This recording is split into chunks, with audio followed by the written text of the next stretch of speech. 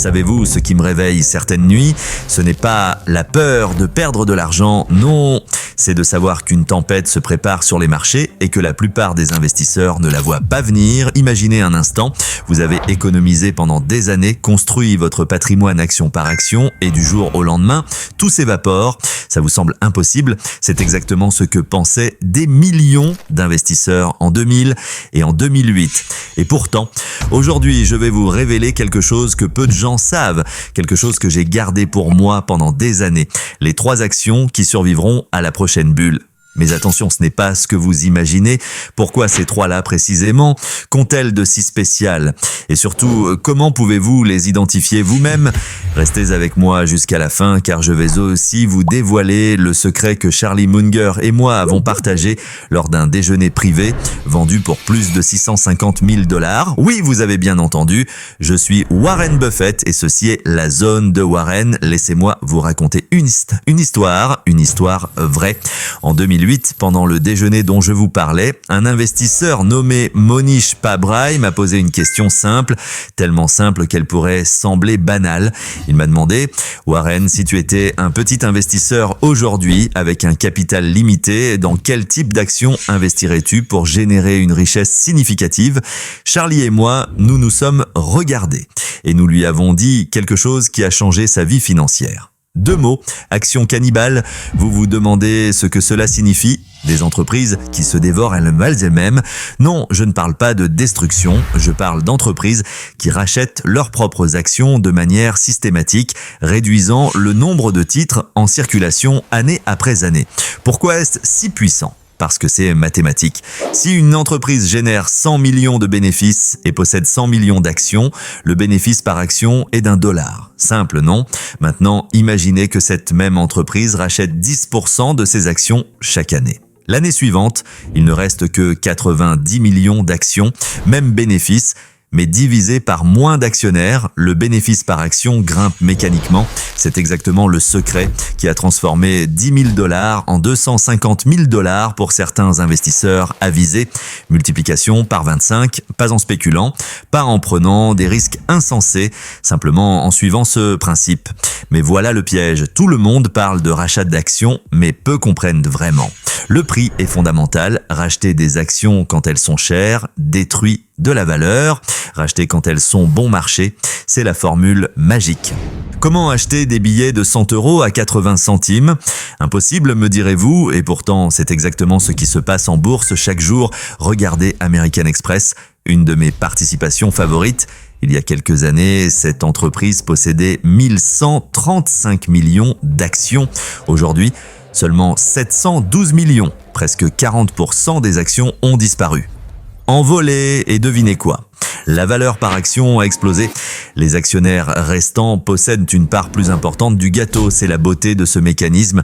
Mais attendez, vous pensez peut-être Warren, American Express ne croit pas si vite. Ses ventes augmentent de 8% par an. Rien d'extraordinaire. Et vous avez raison, mais voici où ça devient intéressant. Le bénéfice par action a cru de 11% annuellement. Pas 8, 11. D'où viennent ces 3 points de différence? Des rachats d'actions. Et en bourse, sur le long terme, le cours d'une action suit le bénéfice par action. Pas les ventes, pas le chiffre d'affaires, le bénéfice par action. Résultat, American Express a généré un rendement de 16% sur les 10 dernières années, alors que l'entreprise semblait banale. Ennuyeuse même. Mais les chiffres ne mentent pas. Vous voulez savoir quelque chose d'encore plus fascinant? Mes 5 principales participations actuelles partagent toute cette caractéristique. Apple, Moody's, American Express, Bank of America, Coca-Cola. Toutes rachètent massivement leurs actions, toutes réduisent le nombre de titres en circulation, toutes enrichissent leurs actionnaires silencieusement, année après année. Laissez-moi vous montrer la puissance réelle de ce mécanisme. Prenons une entreprise hypothétique. Elle gagne $1 par action, elle possède 100 millions d'actions, elle croît de 10% par an, rien de spectaculaire, une croissance solide, mais pas extraordinaire. Maintenant, ajoutons les rachats d'actions. Chaque année, elle rachète 10% de ses titres. Au bout de 10 ans, savez-vous ce qui se passe? Il ne reste que 30 millions d'actions et le bénéfice par action est passé de $1 à $7. 7 fois plus. pour une entreprise qui ne croissait que de 10% annuellement. Ça représente un taux de croissance du bénéfice par action de 22%. C'est mon objectif depuis toujours. 20% annuel. C'est qui transforme 100 000 euros en plus d'1 million en 20 ans. C'est ce qui crée une richesse durable. Maintenant, écoutez-moi bien, je ne vous raconte pas des histoires. Les données le prouvent. Les actions qui rachètent massivement leurs titres ont généré un rendement de 2400% sur les dernières décennies, pendant que le S&P 500 faisait du surplace en comparaison. Multiplication par 25, 25 fois votre argent. Vos 10 000 euros deviennent 250 000, vos 100 000 deviennent 2 millions et demi, mais attention, ce n'est pas magique. Il y a des règles, 4 facteurs clés que vous devez surveiller. Premièrement, une valorisation basse. Si l'action est chère, les rachats détruisent de la valeur au lieu d'en créer. Deuxièmement, une croissance modérée du business, idéalement entre 6 et 12% annuel. Troisièmement, une dette faible. Pourquoi ? Parce que si une crise arrive et que l'entreprise doit rembourser des emprunts, elle ne pourra plus racheter d'actions. Quatrièmement, et c'est crucial, des dirigeants qui possèdent beaucoup d'actions de leur propre entreprise. Quand les dirigeants ont leur propre argent en jeu, ils ne font pas n'importe quoi. Vous vous demandez comment trouver ces entreprises. C'est plus simple que vous ne le pensez. Il existe des outils gratuits en ligne, des screeners de rachat d'actions. Vous fixez vos critères. Entreprises ayant racheté plus de 20% de leurs actions ces dernières années, vous appuyez sur rechercher et voilà, une liste d'opportunités potentielles apparaît devant vos yeux. Prenons des exemples concrets. Hilton, la chaîne d'hôtels, a racheté 28% de ses actions et l'action a monté de 1080%. Multiplication par 11 en 8 ans. United Rentals, location de matériel industriel, ennuyeux peut-être. Rentable? Absolument. Énergie, une entreprise énergétique qui rachète presque 40% de ses actions. FICO, pratiquement un monopole aux États-Unis. Rachat massif, rendement extraordinaire. Abonnez-vous si vous aimez cette vidéo parce que dans Zone de Warren, vous apprendrez tout sur les finances et l'économie. Je partage avec vous les stratégies qui m'ont permis de devenir l'un des hommes les plus riches du monde et je ne garde rien pour moi. Mais revenons à nos 3 actions, celles qui survivront à la prochaine bulle. Vous pensez peut-être que je vais vous donner 3 noms et que c'est tout. Non, ce serait trop facile. Je vais vous apprendre à pêcher, pas vous donner le poisson. Parlons de ce qui se passe en ce moment sur les marchés. Michael Burry, celui qui a prédit la crise de 2008, vient de réapparaître après 3 ans de silence. Et il crie au loup. Il dit qu'une énorme bulle se prépare, que certaines actions sont dangereusement survalorisées, que les investissements dans les centres de données et l'intelligence artificielle ressemblent étrangement à la bulle Internet de 2000. A-t-il raison ? Probablement.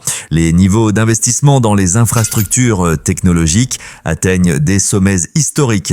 1% du PIB américain est directement lié à ces investissements. En 2000, c'était la même chose avec la fibre optique. Résultat, des milliers d'entreprises ont disparu, des fortunes se sont évaporées du jour au lendemain. Mais voici le secret que Michael Burry comprend et que peu d'investisseurs saisissent, même pendant les bulles, certaines actions survivent. Mieux encore, elles prospèrent après le chaos. Comment ? En ayant des fondamentaux solides, en générant des flux de trésorerie réels, en traitant bien leurs actionnaires. Regardez ce qui s'est passé après 2000. Amazon a survécu, Microsoft a survécu, pas seulement survécu, elles ont dominé, mais des centaines d'autres entreprises technologiques ont disparu. Quelle était la différence ? Les survivantes avaient un vrai modèle économique. Elles généraient de vrais bénéfices. Elles ne brûlaient pas du cash en espérant un miracle. Alors, comment identifier les survivantes d'aujourd'hui ? C'est là que mes 3 critères entrent en jeu. Premier critère, l'entreprise doit opérer dans un secteur essentiel, pas un secteur à la mode, pas un secteur spéculatif, un secteur dont les gens auront toujours besoin, santé, énergie, finance, alimentation, services essentiels. Même pendant une crise, même pendant une récession, les gens ont besoin de soins médicaux, d'électricité, de services bancaires, de nourriture. Deuxième critère, position dominante. L'entreprise doit être leader ou dans le top 3 de son industrie. Pourquoi ? Parce que pendant les crises, les petits joueurs disparaissent, les grands survivent et deviennent encore plus forts. C'est la loi de la jungle des marchés.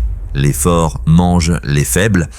Troisième critère, rachat d'actions agressifs combiné avec une dette faible. C'est le signal ultime. Ça vous dit que les dirigeants croient en leur entreprise, qu'ils ont confiance dans l'avenir, qu'ils mettent leur argent là où est leur bouche. Laissez-moi vous donner un exemple parfait. Molina Healthcare. Cette entreprise a chuté de 400 à 140 $. Pourquoi? Problème temporaire avec les contrats Medicare. Les coûts ont explosé, les marges se sont effondrées, le marché a paniqué, les investisseurs ont vendu en masse. Mais regardez ce qui se passe maintenant. L'entreprise négocie des augmentations de prix de 15 à 20% avec le gouvernement. Les marges vont se rétablir, les bénéfices vont exploser. Et devinez quoi? L'entreprise rachète massivement ses actions en ce moment même. 500 millions de dollars de rachat, plus que les bénéfices annuels.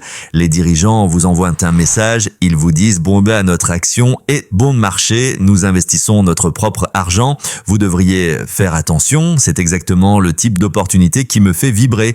Une entreprise solide dans un secteur essentiel, temporairement déprécié, qui rachète agressivement ses actions. » Autre exemple, Energy. David Tepper, un investisseur brillant qui a transformé sa fortune personnelle en 10 milliards de dollars, vient de révéler une position majeure dans cette entreprise. Pourquoi? L'intelligence artificielle consomme des quantités monumentales d'électricité. Les centres de données ont besoin d'énergie, beaucoup d'énergie. Energy est parfaitement positionné au Texas, où les réglementations sont favorables et où l'espace est abondant. Mais voici le meilleur. Pendant que Vistra Energy et Constellation Energy se négocient à 30 fois les bénéfices, Energy se négocie à seulement 15 fois. Même secteur, même histoire, moitié prix. Pourquoi? Parce que c'est moins connu, moins glamour, mais tout aussi profitable. Et l'entreprise rachète ses actions et verse des dividendes et signe des contrats long terme avec les centres de données.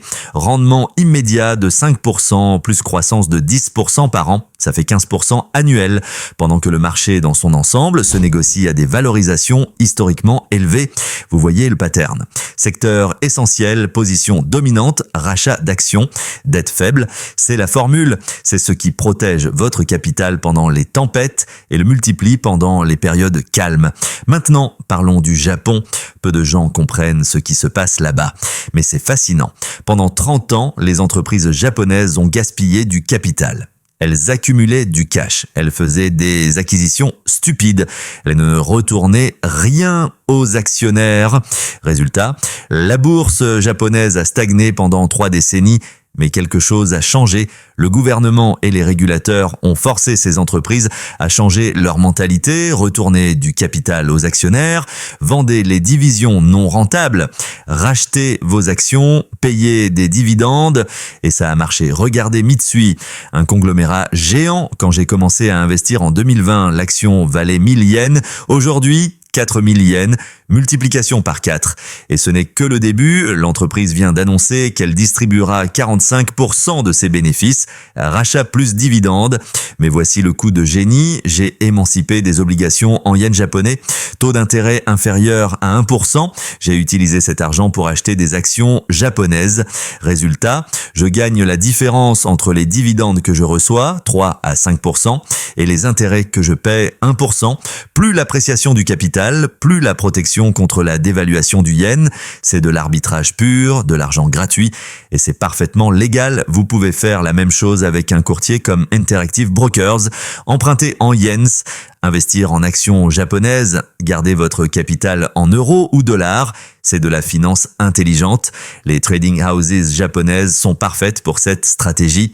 Mitsubishi, Mitsui, Itochu, Marubeni, toutes se rachètent massivement, toutes augmentent leurs dividendes, toutes se négocient à des valorisations raisonnables. 13 fois les bénéfices contre 23 pour le S&P 500. Vous comprenez maintenant pourquoi je vends mes actions américaines et j'achète au Japon. Ce n'est pas du patriotisme, c'est des mathématiques. Valorisation plus basse, meilleur traitement des actionnaires, secteur diversifié, protection géographique. Mais revenons à la question initiale, les 3 actions qui survivront à la bulle. Vous attendez 3 noms spécifiques. Je ne vous les donnerai pas. Pourquoi? parce que ce serait vous rendre un mauvais service. Si je vous dis d'acheter l'action X, Y ou Z, vous allez le faire aveuglément et quand elle baissera de 10%, vous paniquerez, vous vendrez au mauvais moment, vous perdrez de l'argent et vous m'en voudrez. Au lieu de ça, je vous ai donné quelque chose de beaucoup plus précieux. Un système, une méthode, des critères. Apprenez à identifier ces entreprises vous-même, utilisez les screeners, cherchez les rachats massifs, vérifiez la dette, analysez le secteur, regardez la valorisation. Quand vous aurez fait ce travail, quand vous comprendrez pourquoi une action est intéressante, vous aurez la conviction nécessaire pour la garder pendant les turbulences. Vous ne vendrez pas au premier coup de vent, vous accumulerez quand les autres paniquent. C'est exactement ce que j'ai fait pendant la crise de 2008. Pendant que tout le monde vendait, j'achetais, j'ai investi 5 milliards dans Goldman Sachs, 3 milliards dans General Electric. Pourquoi ? Parce que je comprenais la valeur, je savais que ces entreprises survivraient et j'ai été récompensé au-delà de mes espérances. Abonnez-vous si vous avez aimé cette vidéo parce que dans Zone de Warren, nous ne vendons pas de rêves. Nous enseignons des stratégies éprouvées, des méthodes qui ont créé des fortunes, des principes intemporels. Parlons maintenant de quelque chose que personne ne vous dit. Les valorisations actuelles sont élevées, très élevées. Le S&P 500 se négocie à 23 fois les bénéfices. Historiquement, la moyenne est 16. Ça signifie que le marché dans son ensemble est cher, pas une bulle complète, mais certainement pas bon marché. Qu'est-ce que ça implique pour vous ? Deux choses. Premièrement, soyez sélectif. Ce n'est pas le moment d'acheter n'importe quoi. C'est le moment de chercher la valeur, les poches de sous-valorisation, les entreprises oubliées, les secteurs délaissés. Deuxièmement, gardez de la poudre sèche. Ne soyez pas investi à 100%, gardez 15, 21, 20% en liquidité. Pourquoi ? Parce que les opportunités arrivent quand personne ne s'y attend, quand le marché panique, quand les actions s'effondrent et à ce moment-là, vous voulez avoir du cash pour acheter. Regardez ce qui s'est passé en mars 2020. Le marché a chuté de 35% en quelques semaines. Les gens paniquaient, le monde semblait s'effondrer et les investisseurs avec du cash ont pu acheter des entreprises extraordinaires à des prix ridicules. En 6 mois, ces positions avaient doublé. En 1 an, triplé. C'est ça l'investissement intelligent. Patience pendant les périodes chères, action pendant les périodes de panique. Conviction basée sur l'analyse, pas sur l'émotion. David Tepper l'a dit récemment. Tant que la Réserve fédérale maintient sa politique accommodante, ne luttez pas contre elle, la musique continue. Dansez, mais restez près de la sortie. Quand la musique s'arrêtera et elle s'arrêtera toujours, vous voulez être le premier dehors, pas le dernier, comment savoir quand sortir ? Surveillez 3 signaux.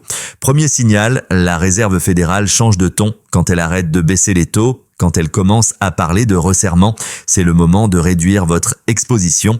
Deuxième signal, les valorisations deviennent délirantes.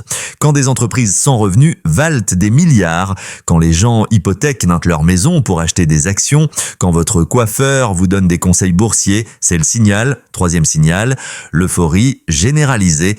Quand tout le monde gagne de l'argent facilement, quand les cocktail parties ne parlent que de bourse, quand les médias proclament une nouvelle ère, c'est le moment de vendre. Nous ne sommes pas encore là. Mais nous nous rapprochons, les actions même explosent. Les investisseurs particuliers utilisent un effet de levier massif. L'optimisme est à des niveaux historiques. Ce n'est pas encore le sommet, mais nous sommes dans les dernières phases. Alors que faire ? Construisez votre portefeuille intelligemment, cherchez les entreprises avec les caractéristiques que j'ai décrites. Secteur essentiel, position dominante, rachat d'actions, dette faible, valorisation raisonnable. Ces 5 critères éliminent 90 ou 18% des actions, ce qui reste les pépites, les survivantes, les futures success stories. Diversifiez géographiquement, ne mettez pas tout aux États-Unis. Le Japon offre de la valeur, certains marchés émergent aussi. L'Europe a des poches intéressantes. La diversification géographique protège contre les risques spécifiques à chaque pays. Soyez patient. C'est probablement le conseil le plus important. La patience est une arme en bourse. Les impatients perdent de l'argent, les patients le gagnent. Si vous ne trouvez rien qui répond à vos critères, n'achetez rien, gardez votre cash, attendez. l'opportunité viendra. Charlie Munger disait « Investir, c'est comme le baseball, sauf qu'en investissement, il n'y a pas de strike. Vous pouvez regarder passer toutes les balles que vous voulez. Attendez celle qui est parfaite, celle que vous pouvez frapper hors du parc. Et à ce moment-là, frappez fort. Les 3 types d'actions qui survivront à la prochaine bulle sont clairs maintenant. Premièrement, les entreprises de secteurs essentiels avec des positions dominantes. Santé, énergie, finance, services de base, peu importe ce qui arrive. L'économie, ces secteurs survivront. Deuxièmement, les entreprises qui rachètent massivement leurs actions avec une dette faible. Elles vous disent, nous croyons en notre avenir, nous mettons notre argent en jeu, rejoignez-nous, c'est le signal le plus fort qu'une entreprise peut envoyer. Troisièmement, les entreprises avec des valorisations raisonnables. Pas cher, c'est qu'à selon les standards historiques, pas survalorisé par la spéculation, juste correctement évalué ou légèrement sous-évalué. Quand la tempête viendra, ce sont ces actions qui tiendront bon. La beauté de ce système, il fonctionne dans tous les environnements. Marché haussier, marché baissier, période calme, période chaotique. Pourquoi ? Parce qu'il est basé sur les fondamentaux, sur la réalité économique, pas sur le sentiment, pas sur l'espoir, sur des faits. Berkshire Hathaway, ma propre entreprise, suit ces mêmes principes. Nous rachetons nos actions quand elles sont bon marché. Nous investissons dans des secteurs que nous comprenons. Nous privilégions les entreprises dominantes. Résultat, de 10 $ par action en 1965 à plus de 600 000 $ aujourd'hui, 60 000 fois votre argent. Vous n'avez pas besoin de répliquer exactement ce que je fais. Vous ne pouvez probablement pas acheter des entreprises entières comme moi, mais vous pouvez appliquer les mêmes principes à plus petite échelle. Et souvent, à petite échelle, les rendements sont encore meilleurs. Pourquoi ? Parce que vous pouvez investir dans des entreprises plus petites, moins connues, plus décotées. Un dernier conseil, investissez en vous-même, c'est l'investissement le plus important que vous puissiez faire. Lisez, apprenez, formez-vous, comprenez la valorisation, maîtrisez la psychologie, développez la discipline. Personne ne peut vous taxer sur vos connaissances, personne ne peut vous les voler et vous les utiliserez toute votre vie. Je lis 5 heures par jour depuis plus de 70 ans, c'est mon avantage compétitif. Pas l'intelligence pure, pas la chance, les connaissances accumulées année après année, livre après livre, rapport après rapport. Vous pouvez faire la même chose. Commencez modestement, 1 heure par jour, lisez des rapports annuels, étudiez les entreprises, analysez les secteurs, comprenez les cycles économiques. En un an, vous serez plus compétent que 90% des investisseurs. En 5 ans, vous serez un expert et quand la prochaine crise arrivera, et elle arrivera, vous serez prêt. Là, vous aurez du cash, vous aurez des connaissances, vous aurez la conviction et vous transformerez la panique des autres en opportunité pour vous. Les 3 actions qui survivront à la bulle, ce sont celles que vous aurez identifiées vous-même, celles que vous comprenez, celles dans lesquelles vous avez confiance, celles que vous êtes prêt à garder pendant 10 ans. C'est votre travail de les trouver. Et maintenant, vous avez la méthode. Je vous ai donné les outils, les critères, les exemples, les principes. Le reste dépend de vous. Allez-vous passer à l'action? Allez-vous faire le travail? Allez-vous construire votre fortune intelligemment, patiemment, systématiquement? Ou allez-vous suivre la foule, acheter ce qui est populaire, vendre quand tout le monde panique, répéter les erreurs que des millions d'investisseurs ont faites avant vous? Le choix vous appartient. Mais je peux vous dire une chose avec certitude. Les principes que je vous ai partagés aujourd'hui ont créé plus de richesses que n'importe quelle autre stratégie dans l'histoire des marchés financiers. Ils ont fonctionné pendant 50 ans. Ils fonctionneront encore pendant les 50 prochaines années. Pourquoi ? Parce qu'ils sont basés sur la nature humaine, sur les mathématiques, sur la logique. Ces choses ne changent pas. Les modes passent, les bulles se forment et éclatent. Les crises vont et viennent. Mais les principes fondamentaux de l'investissement restent éternels. Abonnez-vous si vous avez aimé cette vidéo, partagez-la avec quelqu'un qui en a besoin, commentez vos questions, je lis tout, et surtout, passez à l'action. Les connaissances sans action ne valent rien, l'action sans connaissance est dangereuse, mais l'action basée sur des connaissances solides, c'est la formule de la richesse. Je suis Warren Buffett, j'ai 94 ans, j'ai vécu des dizaines de crises, j'ai survécu à toutes les bulles depuis 1950 et je suis toujours là, plus riche que jamais, non pas parce que je suis plus intelligent que vous, mais parce Parce que j'applique des principes simples avec une discipline de fer, vous pouvez faire la même chose. Commencez aujourd'hui. Identifiez vos premières cibles, analysez-les en profondeur, attendez le bon prix, achetez avec conviction, gardez avec patience. C'est tout. C'est simple, pas facile, mais simple. La prochaine bulle éclatera, c'est une certitude. La seule question est, serez-vous du côté des gagnants ou des perdants ? Aurez-vous identifié les survivantes ou aurez-vous tout misé sur les futures disparues ? Maintenant, vous savez, maintenant, vous êtes armés. Le reste dépend de vous. Bonne chance. Travaillez dur, investissez intelligemment. Et surtout, soyez patient. La fortune sourit aux patients. C'était Warren Buffett pour la zone de Warren. À très bientôt pour de nouveaux secrets d'investissement. Et rappelez-vous, le meilleur moment pour planter un arbre était il y a 20 ans. Le deuxième meilleur moment, aujourd'hui.